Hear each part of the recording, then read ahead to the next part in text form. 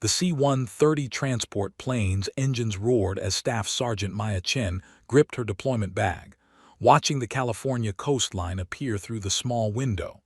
Naval Special Warfare Command, the most elite sniper training facility in the world.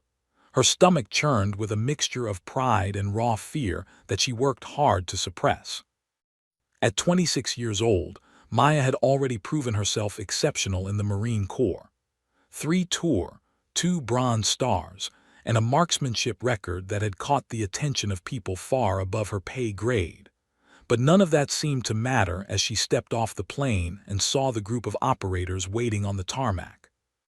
28 men, all of them towering, muscular, hardened by years in special operations. Navy SEALs, Marine Scout snipers, Army Rangers, the best of the best. And then there was her. 5'3", 120 pounds soaking wet, looking more like someone's kid sister than an elite warfighter. The stares started immediately. Some were merely curious. Others were openly hostile. A few looked almost amused, as if someone had played an elaborate practical joke by sending her here. "Form up," barked Master Chief Sutton, a granite-faced instructor whose reputation preceded him. He'd been killing America's enemies since before Maya was born. "Welcome to the Naval Special Warfare Advanced Sniper Course. Over the next 12 weeks, we will push you beyond anything you've experienced. Most of you will fail. That's not a threat, it's a statistical fact." Maya stood at attention, feeling impossibly small among the giants surrounding her. She could feel their sideways glances, hear the barely suppressed whispers. "Is that really a chick? No way she makes it through week 1. What's the Navy thinking?" The first test came within hours, the armory. Staff Sergeant Rodriguez, a SEAL built like a concrete wall, pushed ahead of Maya as they filed in to receive their weapons. The armorer, a weathered petty officer with tired eyes, began issuing rifles based on the training requirements. When Maya's turn came, the armorer hesitated, checking his roster twice. "Chen Maya, Staff Sergeant USMC. "Yes, petty officer." He disappeared into the back and returned carrying a case that looked like it could hold a small vehicle. The Che-Tak M200 intervention rifle, 53 inches of precision-engineered depth, chambered in .408 Che-Tak, designed for extreme long-range engagement. The rifle alone weighed over 30 pounds before adding optics and ammunition. The room went absolutely silent as he set the case on the counter. Maya stared at the weapon. It was magnificent, matte black, aggressive, lethal. It was also nearly as tall as she was. "You've got to be kidding me," someone muttered behind her. Rodriguez, who had received his rifle moments earlier, actually started laughing. Not a chuckle, a full, booming laugh that echoed off the armory walls. "That gun is taller than you," he bellowed, slapping his thigh. "How the hell are you supposed to carry that thing?" The laughter spread like wildfire. Men who moments ago had been strangers united in their amusement at the absurd sight of this tiny woman standing next to the massive rifle. "Maybe she can use it as a walking stick," someone called out. "She'll need a forklift just to get it to the range." Even some of the instructors were smiling, shaking their heads as if they'd known this was coming, but couldn't quite believe it was actually happening. Maya's face burned. Her hands trembled slightly as she reached for the rifle case, but she refused to let them see her falter. She'd carried M40 sniper rifles through Afghan mountains. She'd humped machine guns through Iraqi deserts. She could handle this. But as she lifted the Che-Tak from its case, feeling its weight, its absurd length, doubt crept in like poison. The rifle was designed for large-framed shooters who could absorb its massive recoil and handle its unwieldy size. She was neither large nor particularly strong by these men's standards. Master Chief Sutton watched the scene with an expression carved from stone. When the laughter finally died down, he spoke. "Something funny, Rodriguez?" The SEAL straightened, sensing danger. "No, Master Chief." "Good, because this isn't the Marines anymore, Chen." Sutton's eyes bored into Maya. This isn't even the regular SEAL teams. This is where we forge the most precise, most lethal long-range marksmen in the world. This is where legends are born or careers die. Size doesn't matter here. Strength doesn't matter. The only thing that matters is whether you can put rounds on target at distances that would make most people's heads spin. He let that sink in, then addressed the entire group. Every person in this room was selected because someone, somewhere, believes you have what it takes. But I don't care what you've done before. I don't care about your chest candy or your reputation. In 12 weeks, the only thing I'll care about is whether you can shoot. Maya met his gaze steadily, refusing to flinch, refusing to look away. She saw something flicker in his eyes, maybe respect, maybe just curiosity about how long she'd last. Dismissed. You have 2 hours to stow your gear and study your course materials. Tomorrow, 500, we start separating the snipers from the pretenders. That night, alone in her assigned quarters, a small room that smelled of disinfectant and old paint, Maya sat on the floor with the tac completely disassembled around her. Every spring, every pin, every component laid out in precise order. Her hands moved with practiced efficiency, memorizing the weapon's anatomy, the bolt assembly, the trigger group, the massive scope mounts. She could hear laughter from the barracks next door, probably at her expense. Let them laugh, she thought, beginning to reassemble the rifle in the dark, building muscle memory. Let them doubt. She'd spent her entire military career being underestimated, being the only woman in her scout sniper platoon, being told she was too small, too weak, too female for the job. And every single time, she'd made believers out of doubters. As she slid the bolt home with a satisfying click, Maya made herself a promise. She wouldn't just survive this course. She wouldn't just graduate. She would dominate. Tomorrow, the real battle began, and they had no idea what was coming. The alarm screamed at 4:30. Maya was already awake, had been for an hour, running through mental checklists and trying to calm the storm in her chest. She dressed quickly in the darkness, boots laced tight, uniform crisp, hair pulled back in a regulation bun so tight it made her scalp ache. Outside, the California morning was cold and dark. 28 candidates assembled in formation, breath misting in the pre-dawn air. Master Chief Sutton appeared like a specter, his face barely visible in the dim light from the barracks.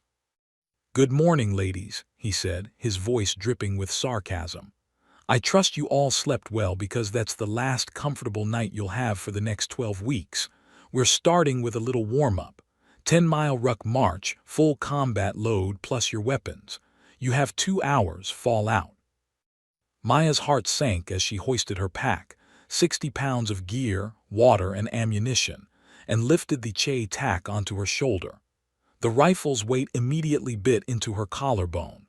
Around her, the men moved with practiced efficiency, weapons settled comfortably across their backs or cradled in their arms.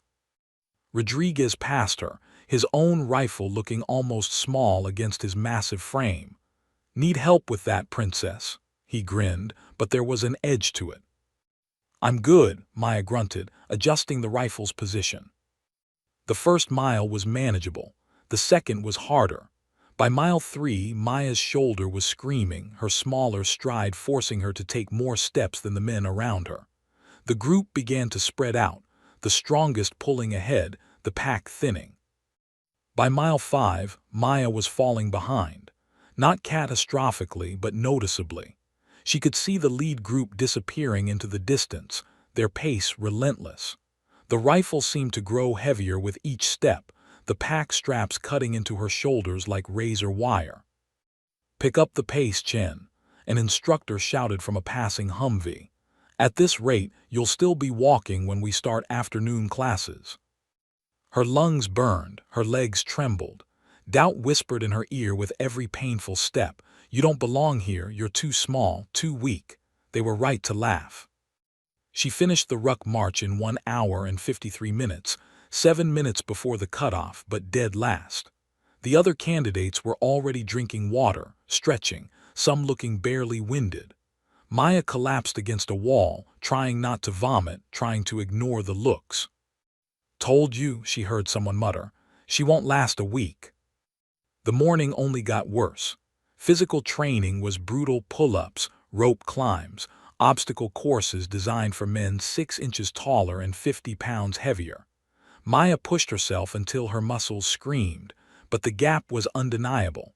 She wasn't weak by normal standards, but these weren't normal standards. During breaks, she caught fragments of conversations. Diversity hire bullshit. Embarrassing for the program. Just waiting for her to quit. Even worse were the pitying looks from some of the instructors, as if they'd already written her off and were just waiting for the inevitable. But then came the afternoon classroom session.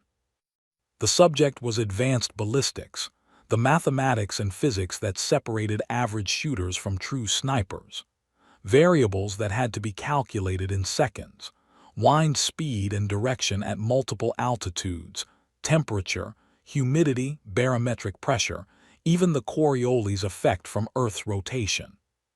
The instructor, Lieutenant Commander Park, a former SEAL sniper with a physics degree, filled the whiteboard with equations that looked like a foreign language. "You have 60 minutes to complete this assessment. It covers everything we've discussed this week about external ballistics. Show your work. 70% to pass. Begin." Maya picked up her pencil and felt something click into place. This wasn't about muscle mass or stride length. This was pure mental processing, pattern recognition, mathematical precision.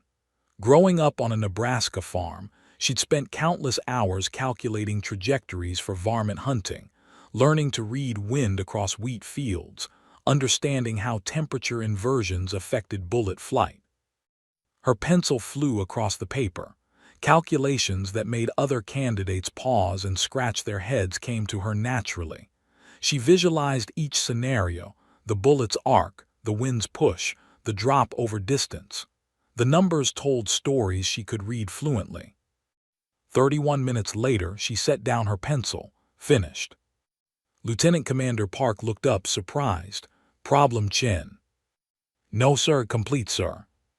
He walked over, picked up her paper, his eyebrows rising as he scanned her answers. He pulled out his answer key, checking each calculation. His expression remained neutral, but Maya saw something flicker in his eyes.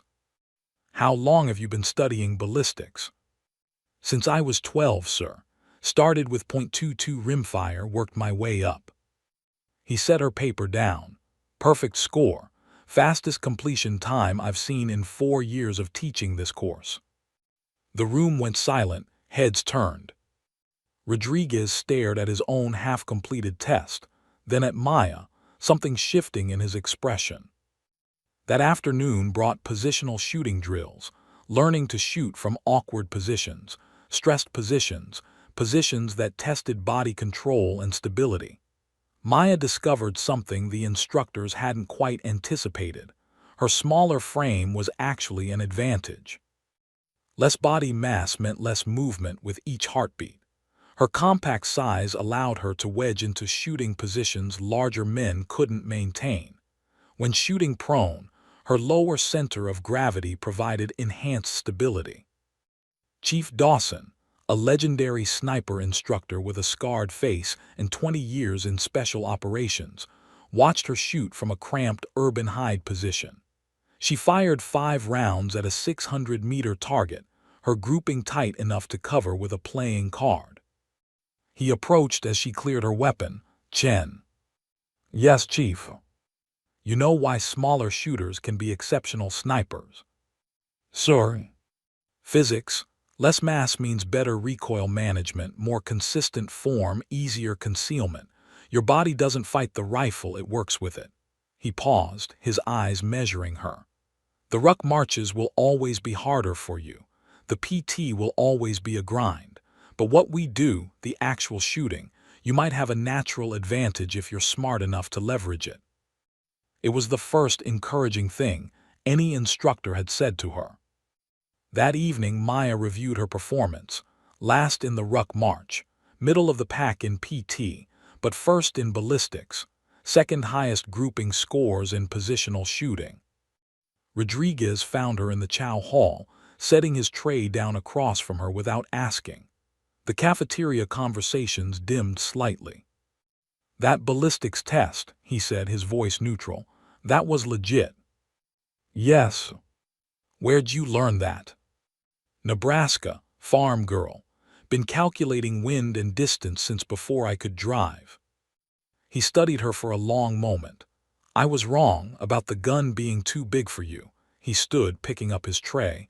"You still might not make it, but maybe you've got a shot." It wasn't an apology, it wasn't exactly respect, but it was acknowledgement. As Maya lay in her bunk that night, every muscle aching, she realized something crucial. She didn't have to beat these men at everything. She just had to be better than them at the one thing that actually mattered: putting rounds on target. And at that, she was beginning to realize she might just be exceptional. Week 3 arrived with the weight of judgment. The 1,000-meter qualification wasn't just another range day. It was the first major culling. Pass, and you continued. Fail, and your dream died here, sent back to your unit with the quiet shame of couldn't hack it. Maya woke before dawn, her stomach in knots. She'd barely touched dinner the night before, too anxious to eat. Through the thin barracks walls, she could hear others moving, the nervous energy palpable even in silence. The qualification range sat in a valley 20 miles from base, surrounded by rolling hills that funneled wind in unpredictable patterns. It was specifically chosen for its difficulty. Nature itself became part of the test. Master Chief Sutton stood before them as the sun crept over the eastern ridge, his face hard as granite. 15 candidates have already washed out of this program. Some quit, some we cut. Today we'll claim more of you." He paused, letting that sink in. "The 1,000-meter qual is simple. 5 shots, timed conditions, variable wind. You need 4 hits center mass on a standard silhouette to pass. The record for this course is 98 out of 100 points. Only 3 shooters have ever achieved it." Maya felt her mouth go dry. 4 out of 5 didn't sound impossible, but at 1,000 meters, nearly 2/3 of a mile, the margin for error was microscopic. A single miscalculation in wind speed, a fraction of a degree in barrel temperature, even her own heartbeat could throw a shot wide. "Shooters will go alphabetically," Sutton continued. "When your name is called, you have 60 seconds to settle into position and 5 minutes to complete your string. Questions?" Silence. "Anderson, you're up." Maya watched as candidates took their turns. Anderson, a ranger built like a linebacker, landed 3 hits. Not enough. He walked off the range without a word, career over. Bronson, a cocky SEAL who'd been talking trash all week, got 4 hits but looked shaken by how close he'd come to failure. Chen was 8th in alphabetical order. She watched, studied, learned. The wind was the killer, gusting from the southwest, then dying, then swirling from a completely different direction. No pattern she could discern, just chaos. "Chen, you're up." Her legs felt disconnected from her body as she approached the firing line. The Che-Tak rifle, which had felt like a burden for weeks, now felt like the only solid thing in the world. She settled into prone position, the rifle's bipod steady on the shooting mat. Through the scope, the target looked impossibly small. A black silhouette that her brain insisted couldn't be hit from this distance. Around her, she sensed the other candidates watching, instructors with clipboards ready to mark her failure, Rodriguez probably smirking. 60 seconds starts, now. Maya closed her eyes for 3 seconds, blocking everything out. She thought of home, of Nebraska wheat fields stretching to infinity, of learning to shoot prairie dogs at 400 yards when she was 13. Her father's voice. "The wind tells you everything, baby girl. You just have to listen." She opened her eyes and began reading the wind. Not with instruments, those would come later, but with instinct. She watched the mirage through her scope, the way heat waves bent and shifted. She felt the breeze on her left cheek, noticed how the grass moved in the valley below. Southwest wind 8 knots, gusting to 12. Temperature 67 degrees. Humidity moderate. Barometric pressure falling slightly. She'd checked that morning. Her mind processed the calculations automatically now. Bullet drop at 1,000 meters, approximately 298 inches, almost 25 feet. Wind drift with an 8-knot crosswind, roughly 42 inches. But the gusts, those would push it further. Time, Sutton barked. 5 minutes on the clock, commence firing. Maya settled her cheek against the stock, feeling the rifle become an extension of her body. Her breathing slowed, deepened. Inhale for 4 counts, exhale for 4, pause for 2. Her heart rate dropped, the adrenaline channeling into focus instead of panic. First shot. She felt the wind gust just as she began her trigger press. Waited, let it pass, squeezed through the brake. The rifle bucked against her shoulder. Through the scope, she watched the trace of the bullet, the slight vapor trail it left in the humid air. 1.3 seconds of flight time. Ping! The metallic sound of the hit carried across the valley. The spotter called out, "Hit, center mass, 11 o'clock position, 8 points." A decent hit, not perfect. Maya didn't react, already calculating her second shot. The wind had shifted, now more westerly. She made a minute adjustment to her scope, compensating.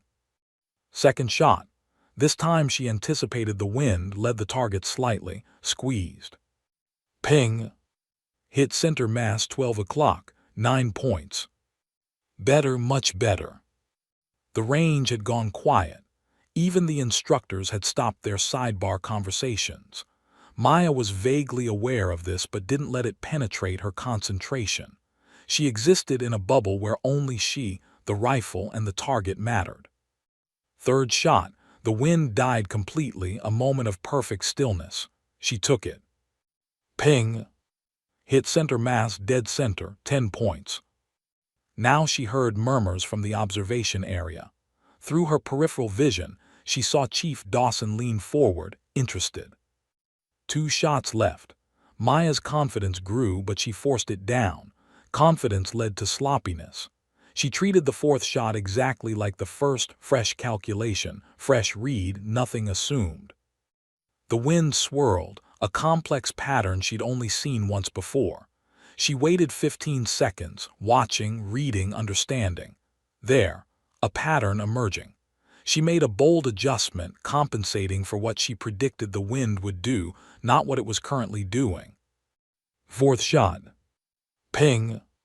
Hit center mass, 1 o'clock, 9 points. 1 shot left. She was already at 36 points, well above passing. But Maya didn't want to pass. She wanted to prove something. To herself, to them, to everyone who'd ever doubted. The wind picked up again, stronger now, gusting hard from the southwest. The toughest condition yet. Most shooters would play it safe, just hit somewhere on the silhouette. But Maya had grown up shooting jackrabbits in 20-knot Nebraska winds. She made her calculations, trusting instinct as much as mathematics. The wind would gust, then die, then gust again. She needed to time the shot for the brief window when it dropped to manageable levels. She waited, 30 seconds, 45. She heard someone shift impatiently behind her. There, the wind dropped. She had maybe 2 seconds. 5th shot. Perfect trigger press, perfect follow-through, perfect stillness. Ping! For a moment, silence. Then the spotter's voice with an edge of disbelief. Hit dead center, 10 points. The range erupted. Not cheers exactly, but a collective exhalation of amazement. Maya had just scored 46 out of 50 possible points, the second highest score in the course's history, missing the record by only 2 points. She cleared her weapon mechanically, hands steady despite the adrenaline now flooding her system. As she stood, she saw the other candidates starring. Rodriguez wasn't smirking anymore. He was nodding slowly, a look of genuine respect on his face. Chief Dawson approached, his weathered face unreadable. "Where'd you learn to read wind like that, Chen?" Nebraska, chief. Farm country. Been reading wind across open fields since I was a kid. That last shot, you waited almost a minute. Yes, chief, the conditions weren't right. Most shooters would have taken what they could get. You gambled on perfect. Maya met his eyes. Wasn't a gamble, chief, I knew it would come. Something that might have been a smile flickered across his scarred face. Outstanding performance, Staff Sergeant. That's how you shoot. As Maya walked off the range, Rodriguez intercepted her. The huge SEAL extended his hand and she shook it, surprised by the gesture. I was wrong about you, he said simply. That was some of the best shooting I've ever seen. Thanks, Maya replied, trying not to show how much the acknowledgement meant. That evening, the atmosphere in the barracks had shifted. The mocking hadn't completely stopped. These were alpha males who'd never fully stopped testing each other, but it had changed character. Before, they'd mocked her as an outsider who didn't belong. Now, they teased her like one of the team. Hey Chen, called Martinez, an army sniper, save some points for the rest of us next time. She grinned, feeling something unfamiliar, acceptance. But as she cleaned her rifle that night, Maya knew the truth. This was just the beginning.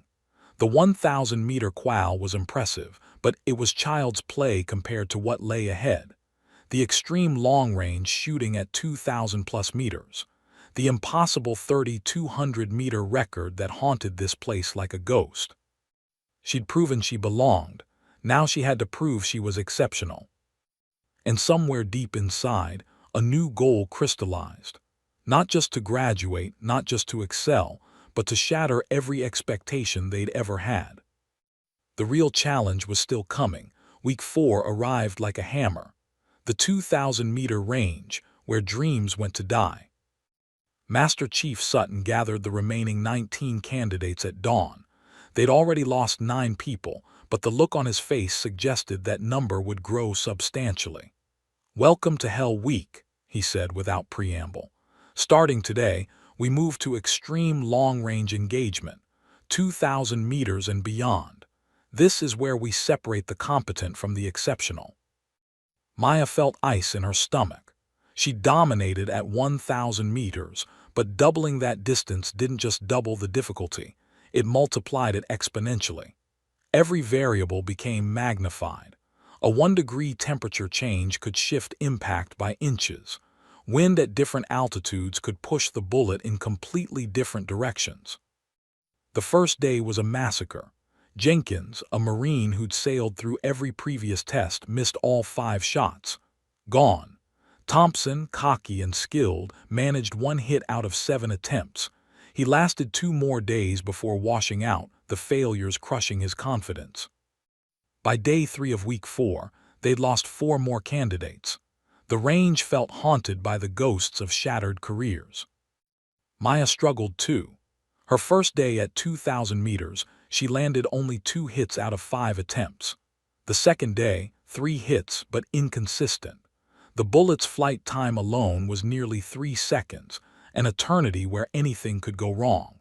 She'd watch through her scope as rounds drifted left or right, over or under, her calculations seemingly worthless against the chaos of reality. Getting humbled, aren't we? Rodriguez said one evening. There was no malice in it, just observation. He was struggling too, everyone was. It's like nothing I've learned applies anymore, Maya admitted, frustration bleeding through her normally controlled exterior. Because it doesn't, Chief Dawson said, appearing behind them. Both candidates straightened. At 1,000 meters, you can muscle through with good fundamentals. At 2,000 meters, you need something else. You need to become a meteorologist, a physicist, and a fortune teller all at once. He sat down, which was unusual enough that several other candidates drifted over to listen. The bullet spends 3 seconds in flight, Dawson continued. 3 seconds where wind at ground level might be 8 knots northeast, wind at 500 feet might be 15 knots northwest, and wind at 1,000 feet might be 20 knots southwest. You can't calculate that. You can only feel it, predict it, understand it on a level that goes beyond mathematics. How, Maya asked. Practice, failure, more practice, and accepting that even the best of us miss more than we hit at this range. He stood. But some of you will figure it out. The ones who stop trying to control every variable and start working with them instead. The next day brought a new challenge, the 48-hour stalking exercise. Candidates were paired randomly for a simulated mission, infiltrate to a position 2 miles from base, establish a hide, conduct surveillance, then extract without detection. Maya's heart sank when the assignments were posted. Her partner, Rodriguez. They developed a mutual respect, but they'd never worked together, never had to trust each other in a high-stakes scenario. And Rodriguez, for all his newfound respect, still moved through the world with the confidence of someone who'd never needed to rely on anyone smaller than himself. They set out at 300, each carrying their rifles, packs with 3 days of supplies, camouflage materials, and observation equipment. The terrain was brutal, rocky hills, thick brush, limited concealment. Rodriguez set a punishing pace. Maya kept up but barely. Her smaller stride meant more steps, more energy expenditure. By mile 1, her legs were burning. By mile 1.5, she was struggling. But she didn't complain, didn't ask to slow down. She'd eat glass before admitting weakness. They established their hide at 5:30 just as dawn began breaking. It was textbook perfect, concealed position with excellent sightlines, covered approach, multiple escape routes. For the next 18 hours, they took turns observing, recording simulated enemy movements, maintaining absolute silence and stillness. That night, everything went wrong. They were moving to their second observation position, creeping through darkness with only night vision when Rodriguez stepped wrong. The sound was sickening, a pop followed by his sharp intake of breath, bitten off mid-gasp. His knee, old injury from a training accident 2 years ago. He went down hard, managing not to cry out but unable to stand. Maya froze, her mind racing. They were 2.3 miles from extraction, in rough terrain, in total darkness. Rodriguez outweighed her by almost 100 pounds. Calling for emergency extraction would mean automatic failure for both of them. "Leave me," Rodriguez whispered through gritted teeth. "Complete the mission. I'll call it in, take the hit. No reason we both fail." Maya looked at him, then at the 2 massive rifles, then at the dark hills between them and safety. Every logical calculation said he was right. She couldn't carry him and the equipment. She'd never make it. But logic didn't account for stubbornness. "Shut up," she said quietly. She broke down both rifles with practiced speed, redistributing the weight. She rigged a makeshift support using their drag straps and her pack frame, creating something Rodriguez could use as a crutch. "Chen, this is insane." "I said shut up. We're going together or we're failing together. Your choice." It took 5 hours to cover 2.3 miles. Maya carried both rifles, over 60 pounds of weapons and optics, plus her own pack. Rodriguez hobbled beside her, his face gray with pain, using the improvised crutch and leaning on Maya whenever the terrain got particularly rough. Every 100 meters was agony. Maya's shoulders screamed, her back spasmed, her legs threatened to give out. But she thought of every person who'd said she was too small, too weak, too female, and she kept moving. Rodriguez tried to help however he could, taking some of the pack weight when terrain allowed, navigating with the map to find the easiest routes. They didn't talk much, couldn't spare the breath, but something fundamental was shifting between them. At 8:47, they crossed the extraction line. Dead last of all the teams, but they crossed it, together. Both collapsed immediately. Maya couldn't stop her hands from shaking, couldn't feel her shoulders anymore.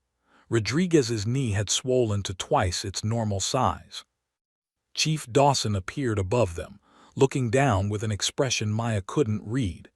"You're 7 hours past the target extraction window." "Yes, Chief," Maya gasped. "Rodriguez, why didn't you call for emergency extraction?" The big SEAL looked at Maya, then back at Dawson. Didn't need to, Chief. I had a partner who wouldn't leave me behind. Dawson was quiet for a long moment. Then, outstanding teamwork. Both of you get to medical. Rodriguez, you're on light duty for a week. Chen, take the day to recover. As the medics arrived, Rodriguez grabbed Maya's arm. Thank you, he said simply. I've served with a lot of operators, guys twice your size who would have left me. You didn't. That night, word spread through what remained of the candidate pool. Maya heard fragments of conversations in the barracks, in the chow hall, on the ranges. Carried both rifles for 5 hours. I wouldn't leave him. Tougher than most SEALs I know. Rodriguez told the story himself at dinner in front of everyone. She's 5'3" and carried my 230-pound ass through 2 miles of hills in the dark. That's not strength. That's heart. And I'll take heart over muscle every single time. The mocking stopped that night. Completely. Not because they felt sorry for her, but because she'd proven something fundamental. She was one of them. Not despite being different, but because when it mattered most, she embodied the core value they all lived by. You never leave a teammate behind. Maya sat in her bunk that night, every muscle aching, too exhausted even to clean her rifle properly. But she felt something new, genuine belonging. She'd earned their respect not by outlifting them or outrunning them, but by being exactly who she was, determined, skilled, and unwilling to quit even when logic said she should. 3 weeks remained. The 2,000-meter range still loomed, a daily reminder of how far she had to go. And beyond that, whispered in conversations late at night, was the legendary 3,200-meter record. But for the first time since arriving, Maya didn't feel alone in chasing it. She had brothers now, and they had her back. Tomorrow she'd get back to work. Tonight she let herself rest, knowing she'd proven the most important thing. When everything was on the line, she wouldn't break. She'd carry the weight. Week 9. 15 candidates remained from the original 28. The classroom felt emptier now, haunted by the ghosts of those who'd washed out. Maya sat in her usual spot, notepad already filling with calculations, when Master Chief Sutton entered with an intensity that made everyone straighten in their seats. Congratulations on making it this far, he began, but there was no warmth in his voice. You're in the top percentile of snipers in the United States military. Statistically, you could all graduate from here and have exceptional careers. He paused, letting that settle. But exceptional isn't legendary. He clicked a remote, and the projection screen illuminated with a single photograph. A target at impossible distance, a grouping of shots so tight they formed a single ragged hole. 5 years ago, Master Chief Victor Randall stood on this very range and achieved something that hasn't been replicated since. He engaged and hit a target at 3,200 meters, just under 2 miles. The bullet was in flight for 4.2 seconds. The shot required accounting for wind at 7 different altitude bands, temperature gradients, the Coriolis effect from Earth's rotation, and even the spin drift of the bullet itself. Maya's breath caught. 3,200 meters. She'd been hearing whispers about the record since week 1, but no one had specified the actual distance. It seemed impossible, mythical. This is your final, optional challenge, Sutton continued. Attempt to match or break Master Chief Randall's record. Failure does not impact your graduation. Success, he smiled slightly, success means your name goes on that wall. He gestured to a plaque near the door that Maya had never paid attention to. Only 7 names were engraved on it, spanning 15 years. Success means you enter the elite tier of special operations snipers, the tier that gets called when impossible shots need to be made. Rodriguez's hand went up. How many have attempted it since Randall, Master Chief? 43. And how many have succeeded? 0. The closest was 2,900 meters, achieved by a SEAL named Patterson 3 years ago. Most don't break 2,500. The room absorbed that sobering statistic. You have 3 weeks until graduation, Sutton said. During that time, you'll continue your standard curriculum, but you may also reserve range time to attempt the record. The attempt is individual, not mandatory, and completely at your discretion. Questions. Silence. They were all doing the same mental math Maya was. 3,200 meters was 600 meters farther than the absolute maximum distance they'd successfully engaged so far.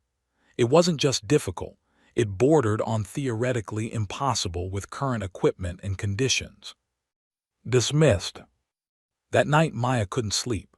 She lay in her bunk, staring at the ceiling, her mind churning through ballistics calculations. At 3,200 meters, the bullet would drop over 800 feet, more than the length of 2 football fields. The flight time meant the wind could shift multiple times during the bullet's journey. Temperature, humidity, barometric pressure. Every tiny variable became magnified to catastrophic proportions. She got up, pulled out her notebooks, and started calculating. Not just the mathematics, but the meteorological patterns. She'd been tracking weather data for the range since week 1, wind patterns, temperature changes, pressure systems. She began to see correlations, patterns that repeated. Morning came without her noticing. She'd filled 17 pages with calculations, weather analysis, trajectory projections. "You look like hell," Rodriguez said at breakfast, setting his tray down across from her. His knee had healed, though he still walked with a slight limp. "Couldn't sleep." "The record." Maya nodded, rubbing her eyes. "You're really going to try for it, aren't you?" He laughed, but there was something hollow in it. "I'd be lying if I said I wasn't thinking about it. But Chen, 3,200 meters, that's not just skill. That's a perfect storm of conditions, equipment, and probably some luck." Master Chief Randall did it. Master Chief Randall is a legend. Guy has more confirmed kills than some units have total engagements. He's been shooting since before we were born. Maya met his eyes. Someone has to break that record eventually. Why not us? Over the next week, candidates began making their attempts. The range became a pilgrimage site, everyone watching, hopping, secretly wanting to witness history. Martinez went first. Confident, skilled, one of the top shooters in the class. His best shot reached 2650 meters, impressive but nowhere close. He walked off the range shaking his head, disappointed but philosophical. Johnson tried next, 2400 meters. He didn't even come close to Patterson's 2900-meter record, let alone Randall's. Day by day, they attempted and failed. Each failure added weight to the impossibility of it all. Then Rodriguez stepped up. The Big SEAL had been preparing obsessively, studying weather patterns, practicing his breathing, refining every microscopic element of his technique. A crowd gathered, candidates, instructors, even some base personnel who'd heard about the attempts. Maya watched from the observation area, genuinely hoping he'd succeed. They'd become friends, real friends, forged through shared misery and mutual respect. Rodriguez settled into position, his massive frame making the rifle look almost normal-sized. His spotter, Chief Dawson, called conditions. The range went silent. First shot miss, second shot closer but still off, third shot impact at 2700 meters. He was finding his rhythm. Fourth shot, 2850 meters. The crowd stirred. He was approaching Patterson's record. Fifth shot, 2900 meters. He'd matched Patterson. The tension was electric. Sixth shot, 2920 meters. A new second-place record. People were holding their breath. Seventh shot through 10th shot. All impacts between 2880 and 2950 meters. Incredible shooting, but he couldn't push beyond that threshold. The 11th shot missed entirely, the wind catching it unpredictably. Rodriguez tried for another 30 minutes but couldn't replicate his best shots. Finally, he cleared his weapon and stood, frustrated but trying to hide it. "Outstanding shooting, Rodriguez," Sutton said. "New second-place record, your name goes up." but Rodriguez barely heard the congratulations. As he passed Maya, he stopped. "It's possible, I felt it, I just couldn't. There's something I'm missing, some variable I can't account for." "You were amazing," Maya said sincerely. "Thanks," he studied her face. "You're going to try, aren't you?" "Yes." "When?" "I need more time, more data. The conditions have to be perfect." He nodded slowly. "If anyone can do it, it's you. Your wind reading, your math, it's better than mine. Better than anyone's here." That night, Chief Dawson found Maya at the range, alone, not shooting but just observing. Watching how the wind moved across the valley, how the mirage shifted with temperature changes, learning the terrain like it was a living thing. "Can't sleep?" he asked. "Too much to think about, Chief." He sat down beside her, his old joints creaking. "I was Master Chief Randall's spotter when he made that shot." Maya turned, surprised. "You were?" "Yep, held that record myself before him, 2,850 meters, stood for 8 years before he broke it." Dawson stared out at the range. "You know what made the difference?" "What?" "He didn't try to control the chaos. He became part of it. Wind, temperature, every variable. He stopped fighting them and started flowing with them, like a conversation instead of a battle." "How do I learn that?" "You already know it. I've watched you shoot. You don't force shots when conditions are wrong. You wait. You listen. You understand something these other shooters don't, that patience is as important as skill." He stood to leave, then paused. "The record's been waiting 5 years for someone worthy to break it. I think it's been waiting for you." Alone again, Maya pulled out her notebooks. Not just the calculations now, but observations. The way wind patterns shifted with time of day, how temperature affected air density, the relationship between barometric pressure and bullet drift. She wasn't just preparing to attempt a shot. She was preparing to have a conversation with physics itself. 3 days later, she approached Master Chief Sutton. "I'd like to reserve range time, Master Chief, for my record attempt." "When?" She'd been watching the weather forecasts obsessively, waiting for a specific set of conditions. "Day after tomorrow, 6:30, if the forecast holds." He studied her with those hard eyes that had seen countless candidates come and go. "You really think you can do this?" Maya met his gaze steadily. "Yes, Master Chief, I do."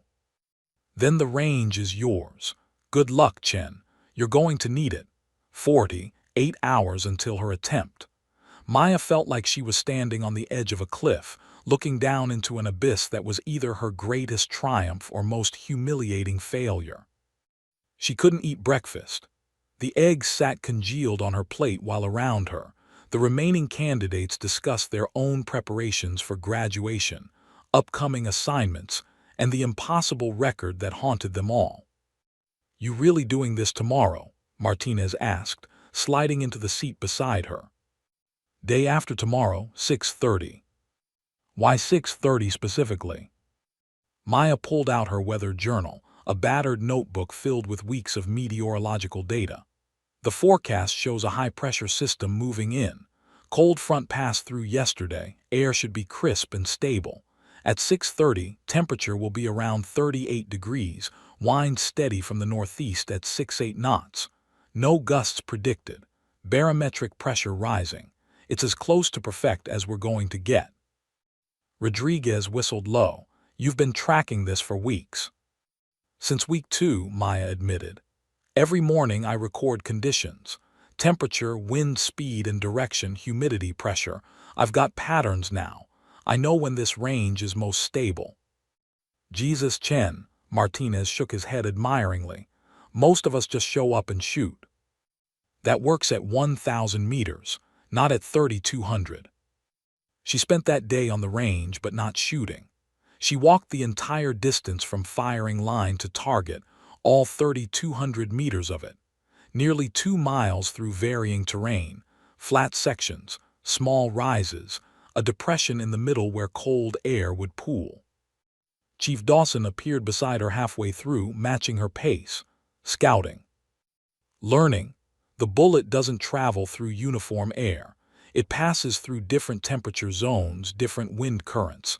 I need to understand the entire path. Smart, he paused. You know, before Randall made his shot, he did this same thing. Walked the range 3 times, studying every feature. They reached the target together, a standard silhouette that looked absurdly small from this distance. Maya turned around, looking back toward the firing line. It was barely visible, a tiny speck against the hillside. From here it seems impossible, she said quietly. From here it is impossible, Dawson replied. But you won't be here. You'll be back there looking through a scope, trusting your preparation. That evening, Maya completely disassembled and cleaned her Che-Tak rifle. Every component was inspected, cleaned, lubricated. She checked the scope mounting, ensuring zero shift. She hand-selected ammunition, weighing each round, choosing only those within a grain of target weight. Perfect consistency was essential. Rodriguez found her in the armory at 2100 hours, still working. You should rest, he said. Can't, too much to do. Chen, his voice was gentle. The rifle is clean. You've checked it 3 times. You know the conditions, you've walked the range, you've done the math. There's nothing left but the shot itself. She set down the cleaning rod, her hands trembling slightly. What if I fail? What if I can't even get close? Rodriguez pulled up a chair, his large frame making it look like a child's furniture. Then you fail, like the rest of us did, like 43 people before us. He leaned forward. But I've watched you shoot for 9 weeks now. I've seen you do things with that rifle that seem impossible. If anyone in this class can break that record, it's you. Why do you think that? Because you don't shoot like us. We muscle through it, force it, try to dominate the variables. You dance with them, you wait for the perfect moment, and when it comes, you don't hesitate. He stood. Get some sleep. Tomorrow just be yourself. That's already extraordinary. But sleep wouldn't come. Maya lay in her bunk, staring at the ceiling, her mind running through scenarios. Wind shifts, temperature changes, equipment failures, her own nerves causing her to shake at the critical moment. At 300, she gave up trying to sleep. She dressed quietly, grabbed her notes, and headed to the empty classroom. Under the fluorescent lights, she spread out her calculations one final time. 3,200 meters equals 3,499 yards, equals 10,499 feet. Bullet drop with .408 Che-Tak, approximately 814 feet, more than the length of 2.5 football fields. Flight time, 4.2 seconds, an eternity. Wind drift at 8 knots crosswind, 186 inches, over 15 feet. But wind wouldn't be constant. At ground level, 6-8 knots. At 500 feet altitude, likely 10-12 knots. At 1,000 feet, could be 15+ knots. She had to average them, predict them, understand how they'd work together to push her bullet. Temperature at 6:30, 38 degrees F. Air density, higher than standard, meaning more resistance, more drop. She'd need to compensate. Coriolis effect at this latitude, shooting northeast. Bullet would drift approximately 4 inches right. Minimal, but at this distance, everything mattered. Spin drift from the rifle's right-hand twist, another 8 inches right. She was building a mental model of the shot, visualizing the bullet's entire journey before she ever squeezed the trigger. At 500, Chief Dawson found her there, surrounded by papers covered in calculations. Thought I might find you here, he said, setting down 2 cups of coffee. The perfectionist can't sleep. There are too many variables, Chief, too many things that can go wrong. There always are, that's why it's called the impossible shot. He sipped his coffee. You know what Randall told me right before he made his attempt? What? He said, I've done everything I can to prepare. Now I have to trust that it's enough and let the shot happen. Not force it. Let it happen. Maya absorbed that. How do you let a shot happen? You stop thinking. You've done the math, walked the range, studied the conditions. All that knowledge is in here now. He tapped his temple. When the moment comes, you trust your preparation and let your body do what it already knows how to do. They sat in silence for a while, drinking coffee, as the darkness outside began giving way to gray pre-dawn light. I'm scared, Maya admitted quietly. Good, fear means you understand how significant this is. Fear keeps you sharp, Dawson stood. But don't let it paralyze you. You've earned this attempt. Whatever happens, you've already proven you belong among the elite. This is just the cherry on top. At 600, Maya headed to the range. The air was crisp, exactly as forecasted. The sky was lightening, revealing a clear morning with scattered high clouds. Wind rustled through the valley, steady and predictable. Perfect. Word had spread. What started as a few early risers had grown into a crowd. All 14 remaining candidates, multiple instructors, even some base personnel who'd heard about the attempt. Master Chief Sutton stood at the firing line, checking equipment. Rodriguez approached, looking nervous for her. How you feeling? Ready. You've got this. Martinez was there too, offering a fist bump. Make us look good, Chen. Chief Dawson carried her rifle from the armory, handling it with the reverence it deserved. He'd personally verified Zero that morning, ensuring the scope was perfectly aligned. As Maya approached the firing line, the crowd parted. She saw their faces, some hopeful, some skeptical, all intensely curious. Could the small woman who'd been mocked 9 weeks ago actually achieve what 43 others had failed to do? Master Chief Sutton checked his watch. 6:30. Conditions are optimal. Chen, the range is yours. No time limit. Take as many shots as you need. Maya nodded, settling into position behind the rifle. Through the scope, she could barely make out the target, a tiny silhouette wavering in the mirage of distance. 3,200 meters of impossibility stretched before her. She closed her eyes for a moment, feeling the wind on her face, breathing in the cold morning air, centering herself. All the preparation, all the calculations, all the doubt and determination and desperate hope, it all came down to this moment. Chief Dawson settled beside her as spotter, his voice calm and steady. Wind northeast, 7 knots steady. Temperature 38 degrees. Pressure 30.15 and rising. Mirage moving right to left, consistent. Conditions are as good as they're going to get. Maya opened her eyes, placed her cheek against the stock, and began the conversation with physics that would define her career. Ready when you are, Chen, Dawson said softly. She took a breath and let it begin. The world narrowed to a tunnel. Maya was aware of the crowd behind her, of Chief Dawson beside her, of the cold earth beneath her body, but all of it existed in some distant reality. Her entire universe had collapsed to the scope, the target, and the thin thread of connection between them. Through the powerful optic, the silhouette wavered in the mirage, seeming to dance and shimmer like a ghost. 3,200 meters.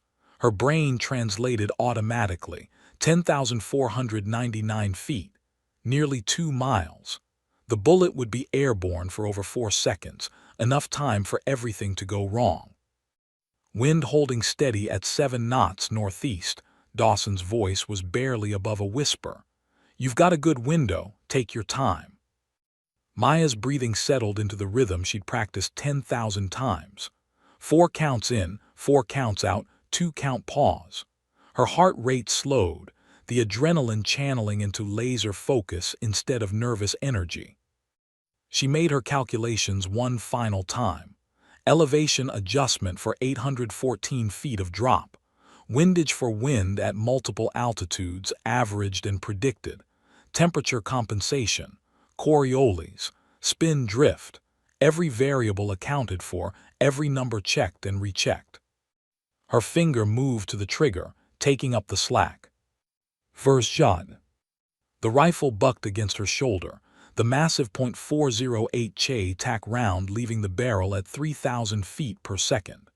Through the scope, Maya watched for the trace, that faint vapor trail that marked the bullet's path through humid air.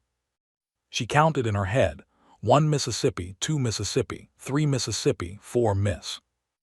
The impact splashed in the dirt, 2 feet left of the target.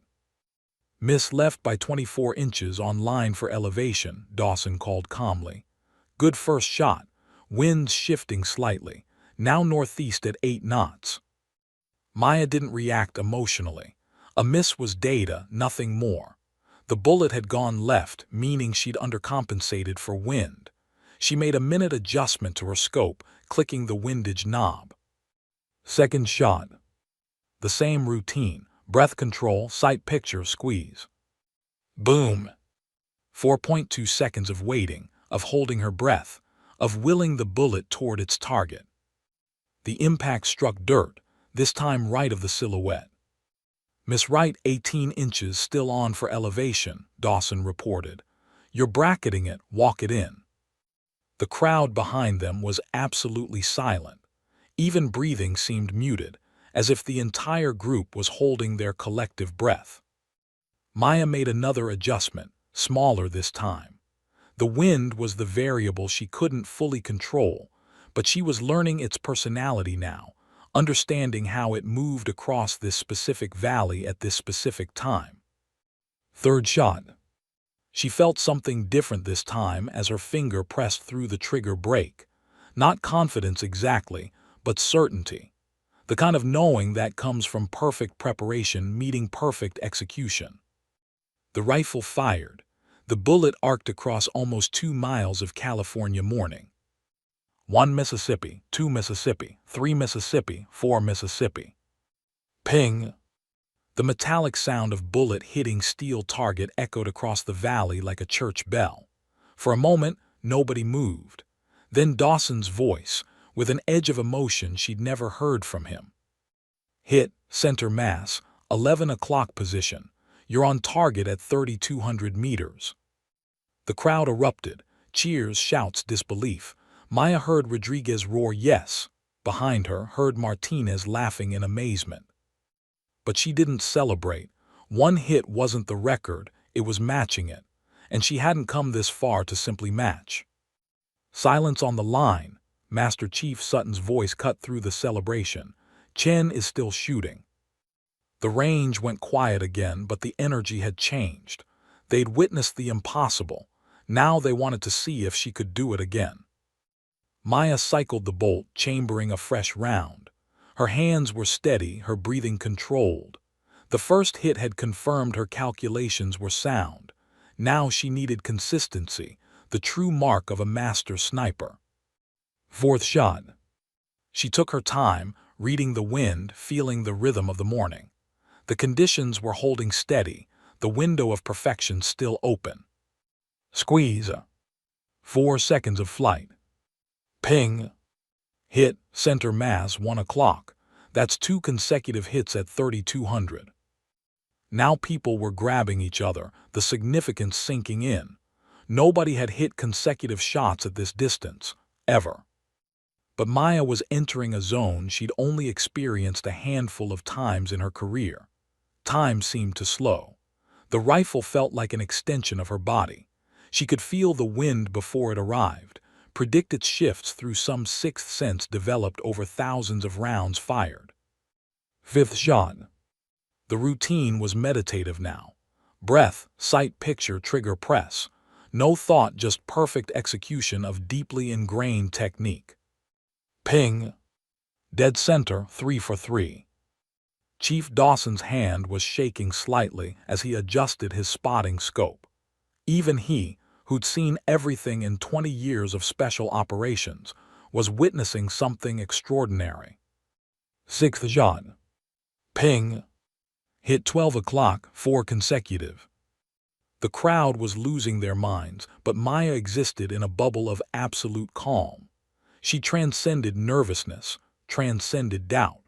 She was having the conversation with physics that Dawson had described, and physics was answering back. Seventh shot. This time she waited longer, feeling a slight shift in wind pressure. Patient, unhurried, When the conditions aligned again, she squeezed. Ping! Hit 5 for 5. Chen, that's a new record. But she wasn't done. The record wasn't just about hitting at 3,200 meters. It was about pushing beyond, about redefining what was possible. Target reset to 3,350 meters. Sutton called out, his voice tight with anticipation. A murmur ran through the crowd. 3,350 meters. 3 seconds of flight time, even more variables, even less margin for error. Maya watched through her scope as range personnel moved the target back. The silhouette became even smaller, even more impossible. Dawson looked at her. You don't have to do this. You've already made history.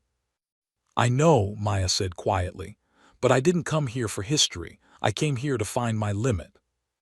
She made new calculations, adjusting for the extra 150 meters. More drop, more wind drift, more time for chaos to intervene. The target was set, the range cleared, the moment arrived. Maya settled back into position, feeling the cold earth, the steady rifle, the thin thread connecting her to that distant target. First shot at 3,350 meters. She squeezed the trigger and time seemed to stop. The bullet flew, carrying with it 9 weeks of doubt, struggle, determination, and hope. 4.5 seconds. The longest seconds of her life. Then ping. The sound was almost lost in the distance, but Chief Dawson's scope caught it clearly. Hit, you hit at 3,350 meters. The crowd went absolutely wild. Rodriguez was jumping, actually jumping, his bad knee forgotten. Martinez was screaming. Even Master Chief Sutton had cracked a smile. But Maya wasn't celebrating yet. 1 hit at a new distance was luck, 2 hits was skill. She cycled the bolt. Second shot at 3,350.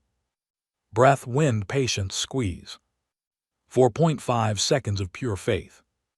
Ping! Hit dead center. Chen, you just shattered the record.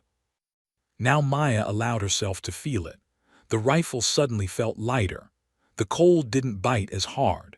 She looked up from the scope, blinking in the morning light, and saw the crowd rushing toward her. Rodriguez reached her first, lifting her tiny frame into the air like she weighed nothing, his face split by the biggest grin she'd ever seen. You did it. You actually did it.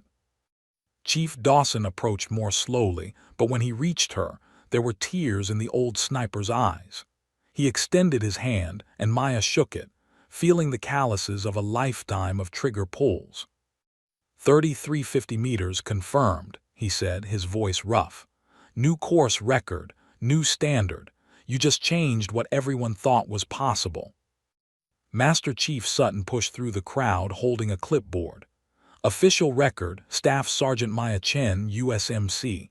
Distance, 3,350 meters. Multiple confirmed hits. Witnessed by, he looked at the crowd, everyone. Maya stood there, surrounded by the men who had mocked her 9 weeks ago, who had doubted her, who had questioned whether she belonged. They were cheering now, celebrating her success like it was their own. Because in a way, it was. She'd proven that excellence had no size requirement, no gender restriction. She'd shown that heart and discipline and relentless preparation could overcome any physical limitation. The gun that had once seemed too big for her now felt like it had been made specifically for her hands. And somewhere, the impossible had become possible because one small woman refused to accept what everyone else thought were limits. The news spread through the special operations community like wildfire. By noon, Maya's phone, which she rarely checked, was flooded with messages. By evening, her achievement had reached the Pentagon. By the next morning, it was being discussed in sniper schools from Fort Benning to Quantico. Staff Sergeant Maya Chen, 53, the woman they'd mocked, the shooter who'd shattered not just a record but every preconception about what a sniper should look like. Graduation day arrived with unusual fanfare. Normally a quiet ceremony attended by instructors and immediate family, this one drew flag officers, special operations commanders, and even a few journalists who'd somehow gotten wind of the story. Maya stood in formation with the 13 other graduates, feeling surreal. Rodriguez stood to her right, Martinez to her left. They'd started as strangers, became competitors, evolved into brothers and sister in arms. The journey had forged bonds that would last lifetimes. Master Chief Sutton approached the podium, his weathered face solemn. This class started with 28 candidates. 15 washed out, not because they were weak, but because this course demands perfection. The 14 standing before you represent the top 1% of military snipers worldwide. He paused, letting that sink in. But today, we're here to recognize something exceptional even among the exceptional. Maya's heart began racing as Sutton's eyes found hers.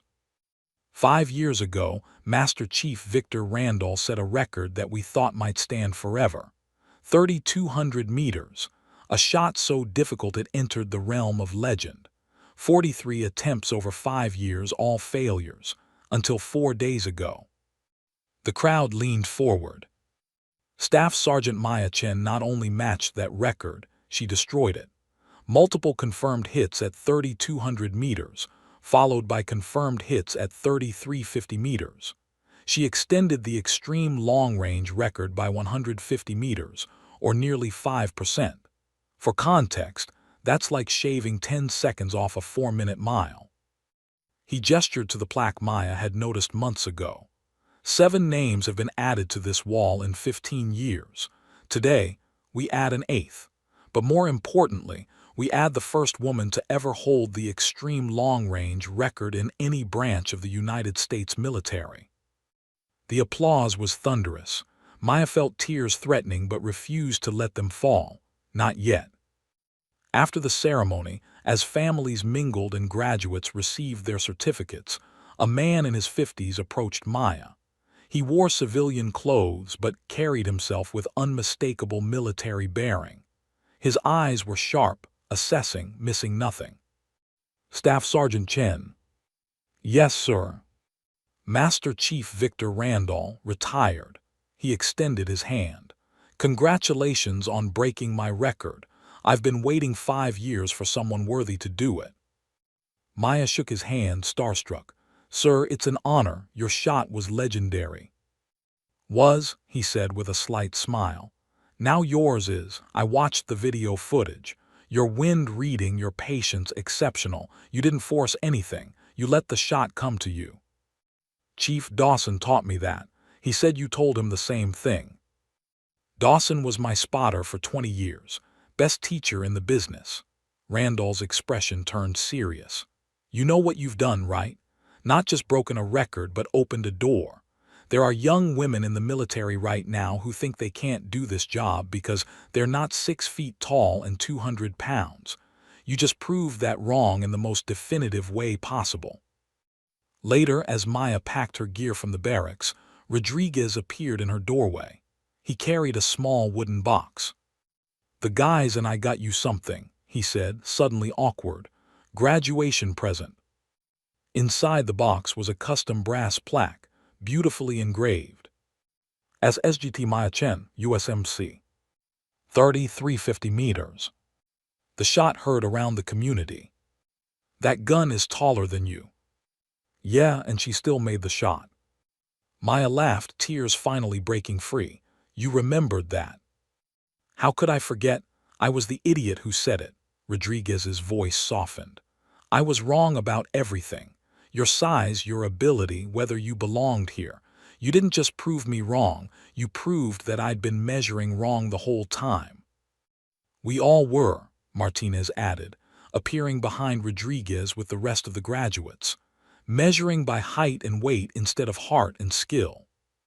You made us all better, another graduate said. Pushed us harder because we didn't want to be shown up by someone half our size. Rodriguez stepped forward. I carried you out of that stalking exercise thinking I was doing you a favor, but you carried both rifles, guided me home, refused to leave me.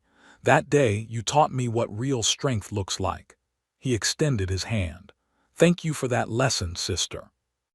Maya shook his hand.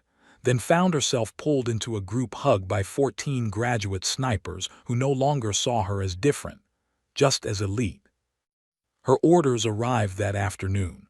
Assignment to a classified special operations unit, details redacted. High-value target elimination.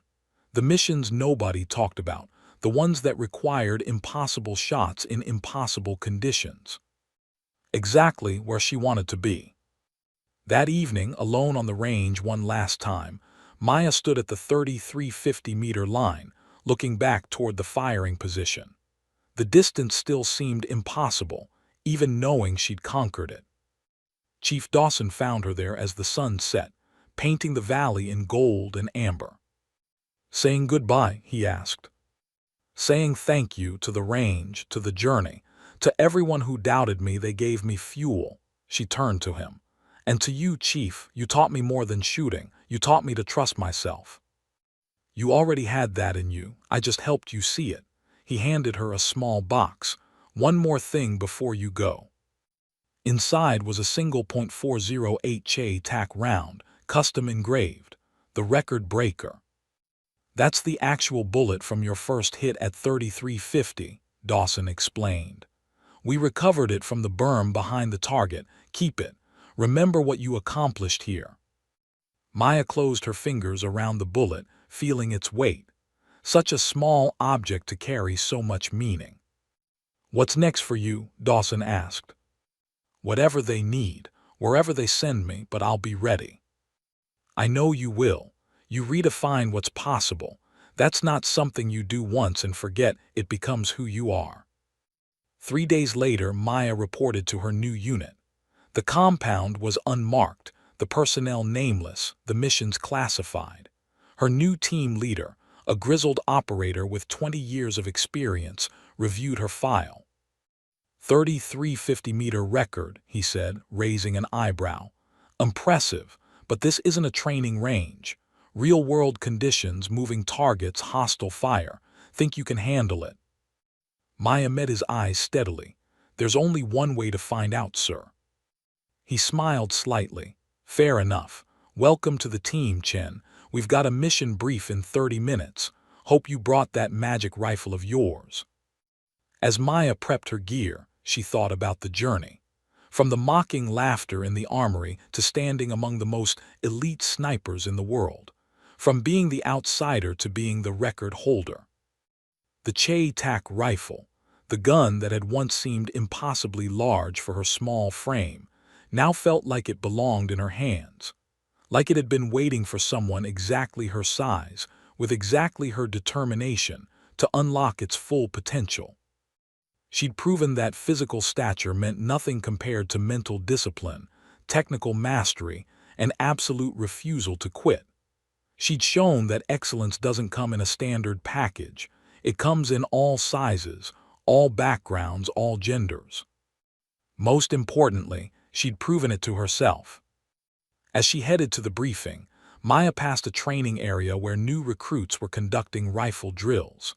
A young woman, maybe 19, struggled with an M40 rifle that looked large against her small frame. An instructor was shaking his head.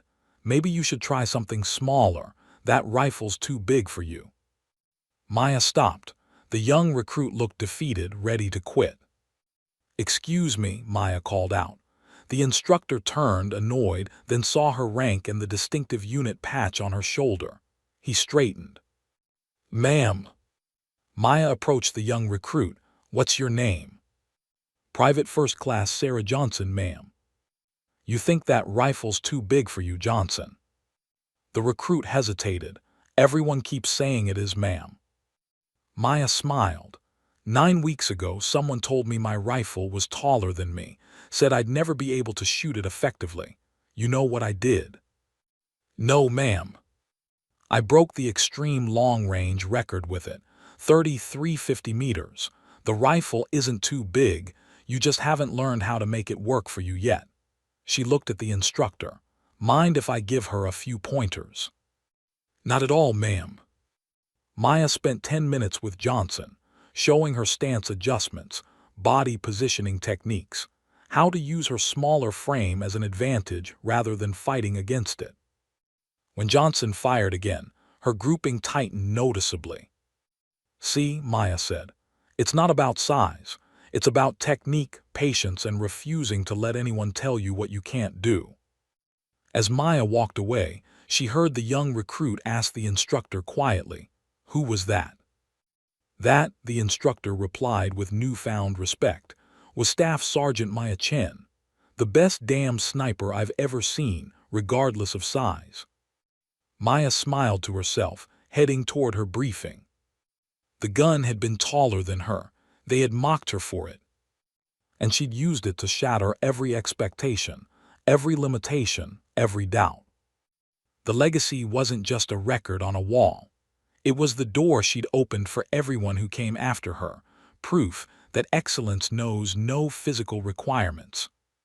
Somewhere out there, young women in the military were hearing her story, daring to dream bigger, refusing to accept limitations others tried to impose.